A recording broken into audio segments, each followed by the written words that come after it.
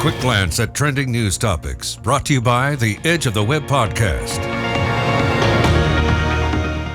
And some mysteries here from the Register.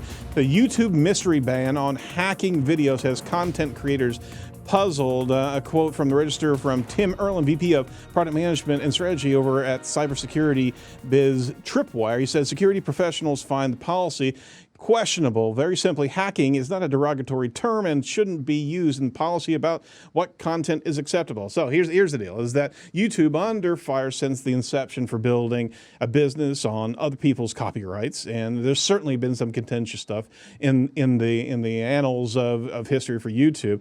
In recent years, it's been focusing on improving policies, challenging content that is, certainly some exploitive content or some negative content, and we're all for making sure that it's a safe environment and a somewhat clean environment, but they actually targeted hacking videos to it. Tim, what are your thoughts about the kind of the heavy-handed content policies that we're seeing here?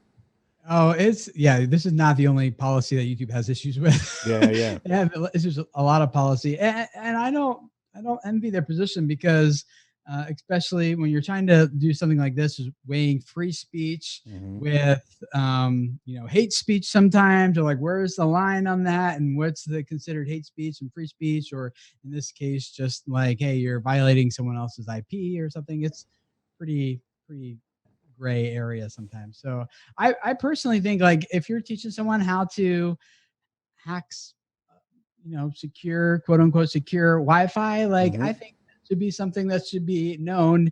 And if we've seen anything with social media, the more broadly spread an idea becomes, if it has some sort of threat to someone else, they work really hard to fix that.